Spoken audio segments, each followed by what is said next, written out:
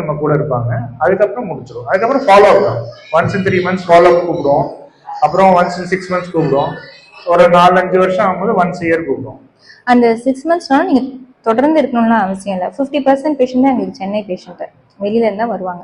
3 வாரத்துக்கு ஒரு முறை கரெக்டா வருவாங்க. அந்த மாதிரி கீமோ வந்து ஒன்ஸ் இன் 3 weeks தான் ஜெனரலா போடுறோம். 21 நாளைக்கு ஒரு தடவை. ஸோ அந்த காலைல வருவாங்க, சாயங்காலம் முடிஞ்சிடும், போயிட்டு 3 வாரம் கழிச்சு மிஞ்சி போனா 6 to 7 hours அவ்வளவுதான். So 6 to 8 cycles of chemo ஜெனரலா போடுவோம்.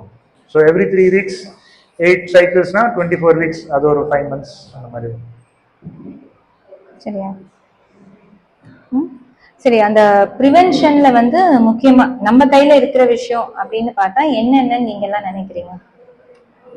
சொல்லலாம்.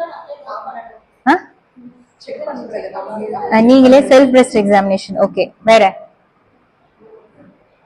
மேமோகிராம் அதெல்லாம் விட்டுருங்க. வேற நம்ம கையில இருக்கிறது சிலவே வீட்டுல இருந்து என்ன பண்ணலாம்? What you can do to protect your self from your home. உங்க வீட்டுல இருந்துகிட்டே என்ன பண்ணலாம்? మీ ఇంట్లో ఉండికినే మీరు ఏమంతా చేస్తాం. இதுக்கு மேல எனக்கு தெரியாது. మలయాళం, హిందీ, తెలుగు అదే.